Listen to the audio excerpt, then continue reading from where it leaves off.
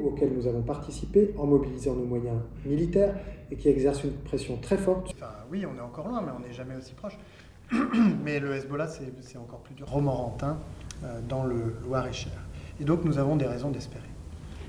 Israélienne à s'abstenir d'opérations terrestres, de frappes sur les infrastructures. Sur la pertinence d'un soutien à l'Ukraine, c'est celle non seulement de la sécurité et de la paix, pas évoquée il y a encore quelques semaines ou quelques mois, entre Israël et le Liban. D'Israël de saisir cette opportunité historique des campagnes de désinformation qui sont menées par la Russie à l'encontre des soutiens à l'Ukraine, en particulier en Europe, avec ses voisins. Pour l'instant, Israël ne semble pas aller sur... Organisations non gouvernementales, mais aussi des agences des Nations Unies pour... D'abord, je veux saluer les décisions et les actes des autorités libanaises. Le président de la République qui a proposé un dialogue de haut niveau entre autorités libanaises et israéliennes, ce qui ne s'est jamais produit jusqu'à présent, pour traiter du cessez-le-feu, de la question du désarmement du Hezbollah, mais aussi de la fin de l'état de guerre entre ces deux pays dont on espère qu'ils pourront coexister à terme de manière pacifique.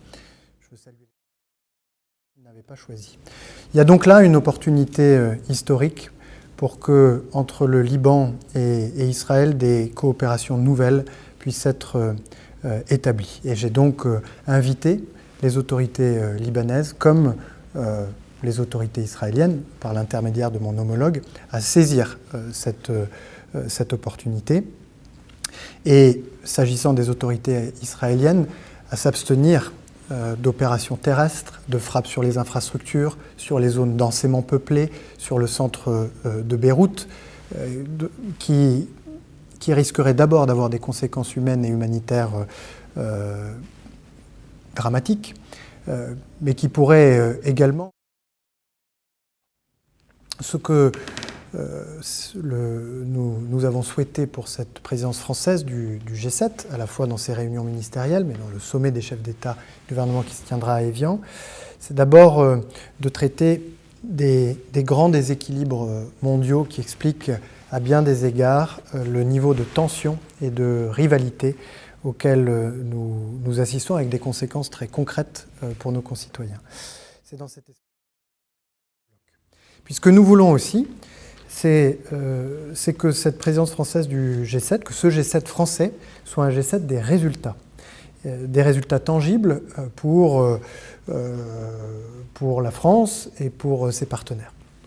Et parmi ces résultats tangibles, il y a effectivement la restauration de l'arche du sarcophage de Tchernobyl,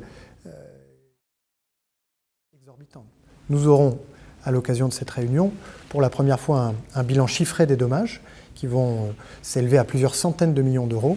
Et nous allons mobiliser la communauté internationale pour restaurer la sécurité et la sûreté nucléaire sur le site. Ces hydrocarbures. Et puis sur le soutien à l'Ukraine, le prêt de 90 milliards d'euros que Marine Le Pen souhaiterait que nous ne fassions pas, eh bien nous allons le faire.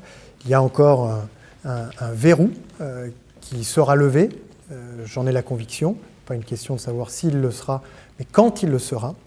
Et nous permettrons ainsi à l'Ukraine d'être à l'abri de toute difficulté financière pendant les 2 années à venir, et donc, nous le souhaitons, d'entrer dans des négociations de paix dans la meilleure des positions possibles. Dans ce cadre, il est nécessaire que les autorités consulaires algériennes en France puissent délivrer les laissez-passer consulaires permettant ces reconduites à la frontière. C'est ce à quoi le ministère de l'Intérieur a travaillé, en lien avec le ministère des Affaires étrangères. Nous voyons des premiers résultats se manifester, il faut maintenant qu'ils se confirment et qu'ils s'amplifient.